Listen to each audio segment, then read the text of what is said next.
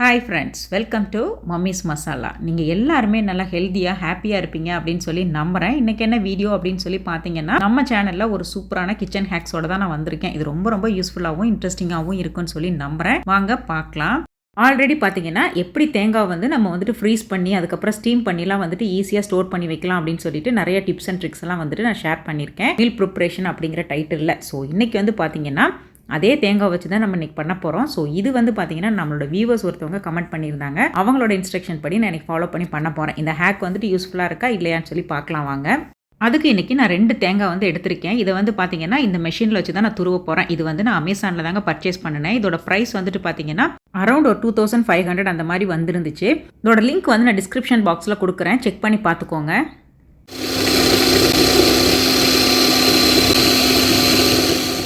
தாங்க இந்த machine operate பண்ணும்போது வர சவுண்டு. நான் இந்த ப்ராடக்ட் அந்த அளவுக்கு நான் ரெக்கமெண்ட் பண்ண மாட்டேன். ஏன்னு கேட்டிங்கன்னா ஒர்க் வைஸ் நல்லா சூப்பராக தான் ஒர்க் பண்ணுது, எல்லாமே ஓகே தான். இப்போல்லாம் பார்த்தீங்கன்னா மார்க்கெட்லேயே நிறைய ப்ராடக்ட்ஸ் இதை விட இன்னுமே நல்லா பெஸ்ட் ப்ரைஸில், அதுவும் நிறைய அட்டாச்மெண்ட்ஸோட இன்னுமே நல்லா காம்பேக்டாக கிடைக்குது. இது போக மிக்ஸி கிரைண்டர்னு சொல்லி எல்லாத்துலேயுமே இந்த மாதிரி அட்டாச்மெண்ட்ஸோட வாங்கி கூட நம்ம தனியாக ஃபிக்ஸ் பண்ணி யூஸ் பண்ணுற மாதிரிலாம் இருக்குது. ஸோ நீங்கள் கொஞ்சம் நல்லா டீப்பாக திங்க் பண்ணி பார்த்துட்டு அதுக்கப்புறம் வாங்கிக்கோங்க. நான் இது ஃபஸ்ட்டு வந்த புதுசில் ஆர்வக்கோளரில் வாங்கிட்டேன். ஆனால் இப்போ வரைக்குமே நல்லா ஒர்க் ஆகுது. ஸோ அதனால் சேஞ்ச் பண்ண எனக்கு மனசு வரல. ஸோ இதை ஃப்ரீஸ் பண்ணணும். இதை பார்த்தீங்கன்னா ஃபஸ்ட்டு ஒரு 30 to 1 hour வரைக்கும் நம்ம ஃப்ரீசரில் செட் பண்ணி வச்சுட்டு அதுக்கப்புறமா நம்ம எடுத்துகிட்டு நம்மளுக்கு என்ன சைஸுக்கு ஷேப்புக்கு வேணுமோ அந்த மாதிரி நல்லா கோடு போட்டு வச்சுக்கணும். நம்ம எப்படி பர்ஃபியெல்லாம் கொஞ்சம் சூடாக இருக்கும் போதே நம்ம லைன்ஸ் பண்ணி வச்சுருவோம், அந்த மாதிரி பண்ண வேண்டியதான். அவங்க சொன்ன இன்ஸ்ட்ரக்ஷனை நான் அப்படியே ஃபாலோ பண்ணி தான் பண்ணிக்கிட்டு இருக்கேன். ஸோ அதே மாதிரியே நான் ஸ்லிட் போட்டு வச்சாச்சு. இந்த மாதிரி ஒன்ஸ் நம்ம ஸ்லிட் போட்டு வச்சதுக்கு அப்புறமா நம்ம ஃப்ரீசரில் ஒரு ஓவர் நைட் அப்படியே நம்ம ஃப்ரீஸ் பண்ண வச்சிடலாம். ஓவர் நைட் நல்லா செட் ஆனதுக்கு அப்புறம் பார்த்தீங்கன்னா அதே மாதிரி நல்லா செட் ஆகிருந்துச்சு. ஆனால் பீஸ் எடுக்கும்போது பார்த்தீங்கன்னா எனக்கு அந்த அளவுக்கு ஷேப்பாக கிடைக்கல.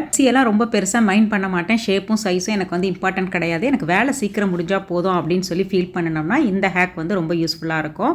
மேபி இன்னொரு 12 hours ஃப்ரீஸ் பண்ணி இருந்தால் இன்னுமே ஷேப் நல்லா பெட்டராக கிடைச்சிருக்குமா என்னன்னு சொல்லி தெரியல. எனிவே இந்த ஹேக்கை ஷேர் பண்ணினா அந்த சிஸ்டருக்கு ரொம்ப தேங்க்ஸ். நம்ம வீடுகளில் இப்போல்லாம் அடிக்கடி செய்கிற ஒரு முக்கியமான ஸ்நாக்ஸில் ஒன்று தான் பார்த்தீங்கன்னா இந்த பாப்கார்ன் வீட்டிலே ப்ரிப்பேர் பண்ணுறது. அந்த மாதிரி பண்ணும்போது நம்ம அந்த பாப்கார்ன் ப்ரிப்பேர் பண்ணுறதுக்கு நம்ம ஒரு பட்டரோ ஒரு கீயோ ஆயிலோ யூஸ் பண்ணியிருப்போம். அதையெல்லாம் பார்த்தீங்கன்னா அந்த மூடி ஃபுல்லாக ஆகி ரொம்ப மெஸ்ஸியாக இருக்கும். அதை க்ளீன் பண்ணுறதும் கொஞ்சம் சிரமமாக இருக்கும். நம்ம எப்போல்லாம் நம்ம பாப்கார்ன் வீட்டில் செய்ய போகிறோமோ அப்போ இந்த மக்காச்சோளம் நல்லா முத்தாக குட்டி சைஸில் இருந்துச்சுன்னா தான் நல்லா பொரியும், டேஸ்ட்டும் சூப்பராக இருக்கும். அதுவே கொஞ்சம் பெரிய சைஸில் ஃப்ளாட்டாக இருந்துச்சுன்னா அது பொரியாது. அது கண்டிப்பாக நம்ம அவாய்ட் பண்ணிடணும். நம்ம எந்த பாத்திரத்தில் செய்ய போகிறோமோ அந்த பாத்திரத்துக்கு ஒரு மூடி போடுவோம் இல்லைங்களா, அந்த மூடியோட சைஸுக்கு தகுந்த மாதிரி நம்ம இந்த மாதிரி பேக்கிங் பேப்பரை கட் பண்ணி எடுத்துக்கலாம். இது பார்த்தீங்கன்னா அந்த லிட்டுக்கும் கீழே இருக்கிற மாதிரி வச்சுக்கணும். கடாய் நல்லா சூடானதுக்கு அப்புறமா அந்த பட்டர் நல்லா மெல்ட் ஆன உடனேயுமே நம்ம மெஷர் பண்ணி எடுத்து வச்சிருக்கிற கானை இதோட ஆட் பண்ணிக்கணும். நல்லா ஒரு மீடியம் ஃப்ளேமில் வச்சுட்டு நல்லா ஃப்ரை பண்ணி எடுத்ததுக்கு அப்புறமா இந்த லிட்டை போட்டு க்ளோஸ் பண்ணிக்கலாம். அந்த லிட்டுக்கு கீழே பார்த்தீங்கன்னா இந்த பேக்கிங் பேப்பர் இருக்கிற மாதிரி வச்சு க்ளோஸ் பண்ணிக்கணும். அந்த பாப்கார்ன் நல்லா பொரிஞ்சு வரும்போது பார்த்தீங்கன்னா அதுலேருந்து வெளியாகிற அந்த ஆயில் அதுக்கப்புறமா பட்டர் அதோட ஸ்டெயின் எல்லாமே இந்த பட்டர் பேப்பர் அப்சர்வ் பண்ணிக்கிறோம். நம்மளோட லிட்டு பார்த்தீங்கன்னா எந்த விதமான டேமேஜும் இல்லாமல் நல்லா க்ளீனாக அப்படியே இருக்கும். நம்ம வாஷ் கூட பண்ண தேவையில்லை, ஜஸ்ட் அப்படியே எடுத்து ஸ்டோர் பண்ணி வச்சுக்கலாம். நம்ம கொஞ்சம் கூட கஷ்டப்படாமல் வேலையே பார்க்காம பக்காவாக க்ளீன் பண்ணி கொடுத்துரும் இந்த ஹேக்கு.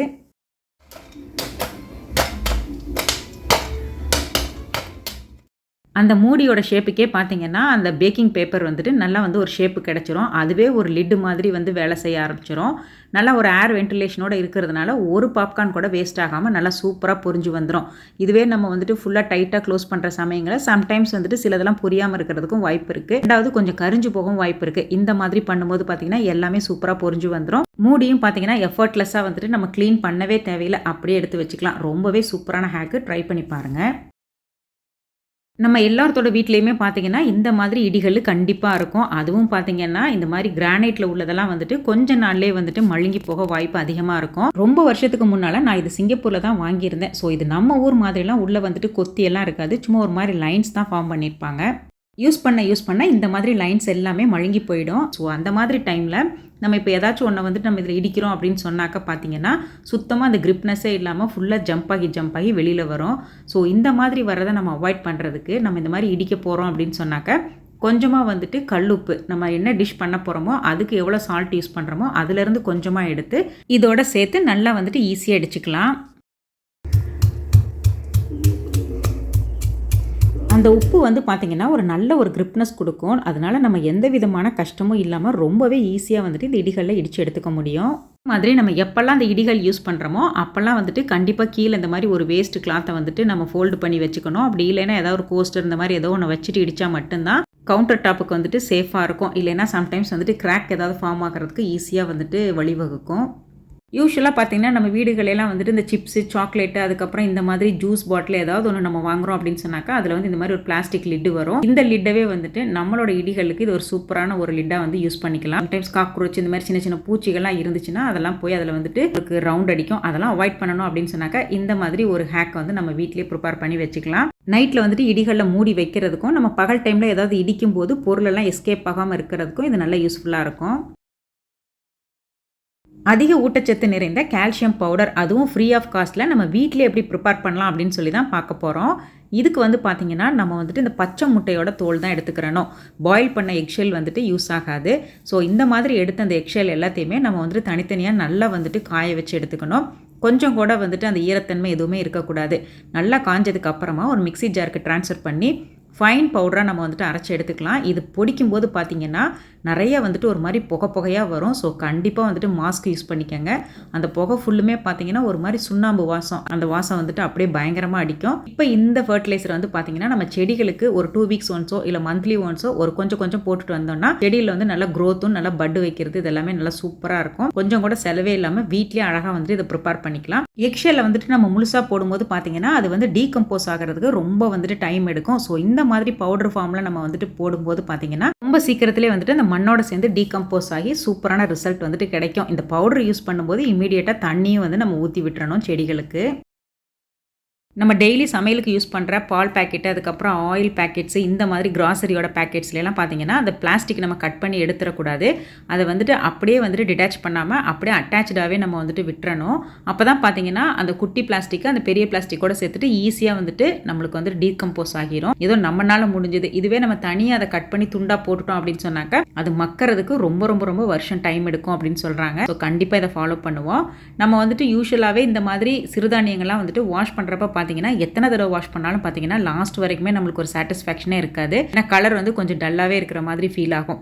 ரெண்டாவது தண்ணி நிறைய செலவாகும், டைமும் நிறைய கன்சியூம் ஆகும். இதெல்லாம் அவாய்ட் பண்ணுறதுக்கு நம்ம வந்துட்டு ஃபஸ்ட்டு சிறுதானியத்தை ஒரு தடவை நார்மல் வாஷ் பண்ணி எடுத்துகிட்டு கொஞ்சமாக சால்ட் மட்டும் ஆட் பண்ணிவிட்டு நல்லா வந்துட்டு கொஞ்சம் அழுத்தம் கொடுத்து நம்ம வந்துட்டு பிணைஞ்சு எடுத்து கழுவிக்கிறலாம். இந்த மாதிரி பண்ணும்போது பார்த்திங்கன்னா நல்லா வந்துட்டு அந்த சால்ட் ஒரு ஸ்க்ரப்பராக வந்துட்டு செயல்பட்டு நிறைய வந்துட்டு அது மேலே உள்ள அந்த அழுக்கு தூசி எல்லாத்தையுமே எடுத்துகிட்டு வந்துடும். அதுக்கப்புறம் எப்பவும் போல் 3rd டைம் ஒருக்கா வாஷ் பண்ணி எடுத்துக்கலாம். ஸோ நம்ம ஒரு 6-7 தடவை வாஷ் பண்ணதுக்கப்புறம் கிடைக்கிற அந்த ஒரு கிளென்லினஸ் பார்த்திங்கன்னா ஒரு 2-3 டைம்லேயே நம்மளுக்கு வந்து கிடச்சிரும். கொஞ்சம் நல்லா வந்துட்டு பார்க்கும்போது நல்லா சாட்டிஸ்ஃபைடாக இருக்கும். கண்டிப்பாக வந்துட்டு இந்த ஹேக் வந்து ரொம்ப யூஸ்ஃபுல்லாக இருக்கும். ட்ரை பண்ணி பாருங்கள். முடிஞ்ச வரைக்கும் சோக் பண்ணுறதுக்கு நம்ம நல்ல தண்ணியை யூஸ் பண்ணிக்குவோம். தக்காளிலாம் பார்த்தீங்கன்னா சம்டைம்ஸ் வந்துட்டு ரொம்ப சீப்பாக இருக்கும். விலையெல்லாம் வந்துட்டு ஒரு 90 சென்ட், 50 சென்ட், $1 இந்த மாதிரிலாம் கூட சம்டைம்ஸ் வந்து சேல் பண்ணுவாங்க. அந்த மாதிரி டைமில் வந்துட்டு நம்ம கொஞ்சம் பல்காக வாங்கிட்டோம் அப்படின்னு சொன்னாக்க இந்த ஹேக் வந்துட்டு ரொம்ப நாள் வரைக்கும் அந்த தக்காளி வந்து நல்லா ஃப்ரெஷ்ஷாக கலர் மாறாமல் முளைச்செல்லாம் போகாமல் கெட்டு போகாமல் வந்துட்டு வச்சுக்கிறதுக்கு யூஸ்ஃபுல்லாக இருக்கும். அதுக்கு முதல்ல தக்காளி வாங்கிட்டு வந்த உடனே அதோட காம்பு பகுதியில் ஏதாச்சும் ஒரு ஆயில், நம்ம சமையலுக்கு யூஸ் பண்ணுற ஆயில் ஏதாவது ஒன்று வந்து கொஞ்சமாக எடுத்து அப்ளை பண்ணி வச்சுட்டா போதும். இந்த தக்காளி வந்து பார்த்திங்கன்னா கொஞ்ச நாள் வரைக்கும் நல்லா ஃப்ரெஷ்ஷாகவே இருக்கும்.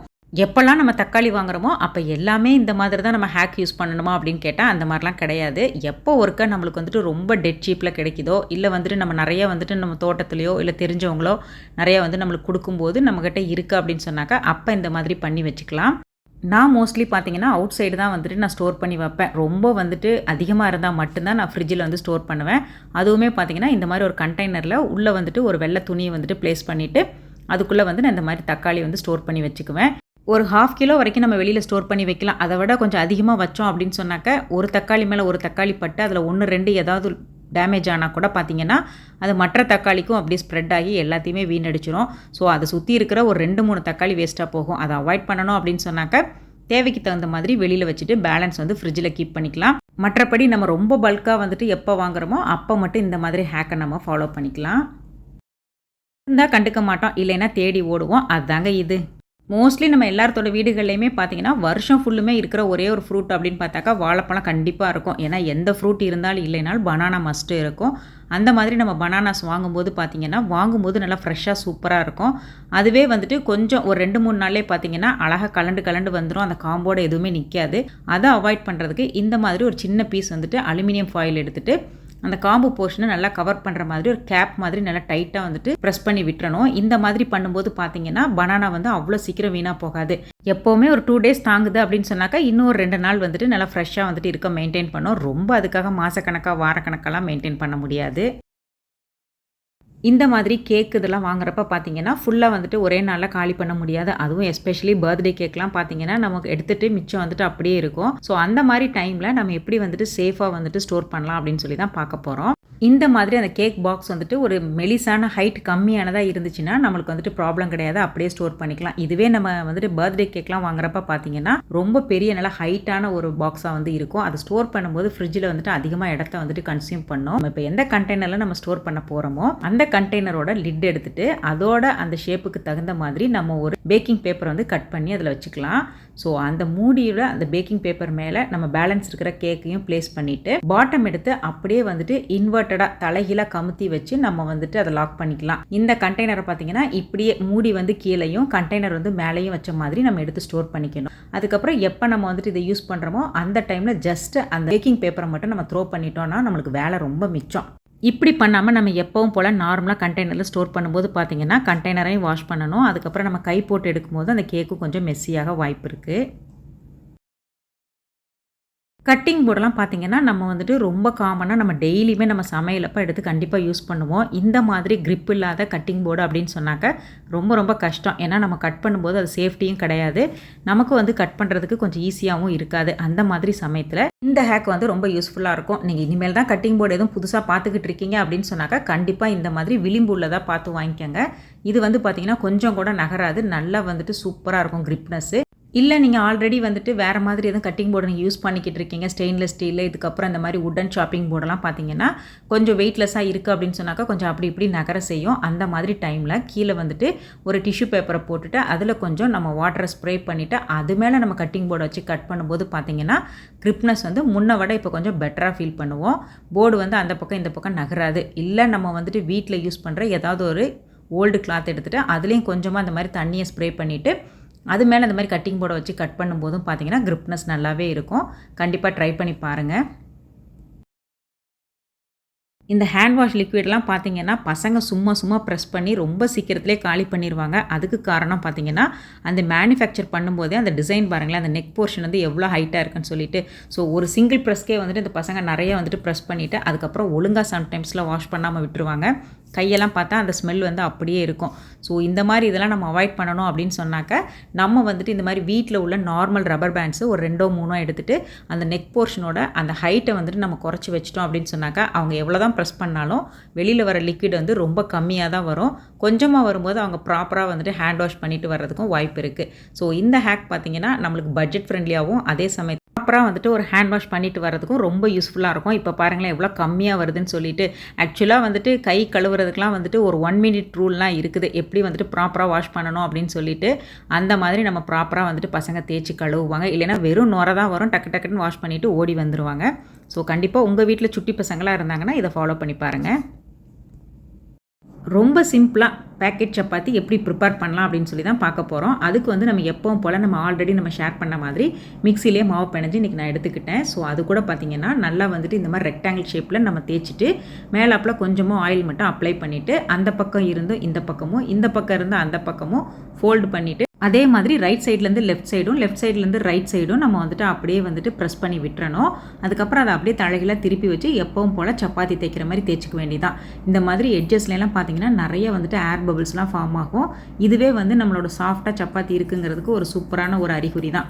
ஸோ நல்லா வந்துட்டு எவ்வளோ மெலிசா நமக்கு வேணுமோ அந்த அளவுக்கு நம்ம வந்துட்டு ப்ரெஸ் பண்ணி எடுத்துட்டு கல் வந்து நல்லா வந்து சூடாக இருக்கணும். எப்போவுமே சப்பாத்திக்கு வந்துட்டு சிம்லேயோ இல்லை வந்துட்டு லோ ஃப்ளேம்லேயோ வச்சு நம்ம சுட்டோம் அப்படின்னு சொன்னாக்க சப்பாத்தி வந்து சாஃப்டாக இருக்காது, ரொம்ப ட்ரையாக அது ஒரு மாதிரி ஹார்டாக போயிடும். ஸோ ஃப்ளேமை வந்துட்டு கொஞ்சம் ஹையாக வச்சுட்டு ஃபஸ்ட்டு ஒரு 30 செகண்ட்ஸ் வந்துட்டு விட்டுறணும். 2 பக்கமே குட்டி குட்டியாக பபிள்ஸ் ஃபார்ம் ஆகும். அதுக்கப்புறமா தான் நம்ம வந்துட்டு கொஞ்சமாக ஆயிலோ கீயோ ஸ்ப்ரே பண்ணி விட்டுட்டு 2 பக்கமும் திருப்பி திருப்பி போட்டு எடுத்தோம்னா ரொம்ப ரொம்ப சாஃப்டான சப்பாத்தி ரெடி ஆகிடும். இந்த சப்பாத்தி வந்து பார்த்திங்கன்னா நம்ம லஞ்சுக்கு கூட கொடுத்து விடலாம், அவ்வளோ சாஃப்டாக இருக்கும். எவ்வளோ நேரம் ஆனாலும் கையில் எடுத்து இப்படி லேஸாக வந்துட்டு எடுத்தோம்னாலே போதும், அப்படியே அழகாக கலண்டு வந்துடும். அந்த லேயர்ஸ் எல்லாம் அழகாக ஃபார்ம் ஆகிருக்கிறது சூப்பராக தெரியும். இது வந்து பார்த்திங்கன்னா ரொம்ப சிம்பிளான ஒரு மெத்தடு தான், ரொம்ப ஈஸியாக வந்துட்டு அழகாக பண்ணிட முடியும்.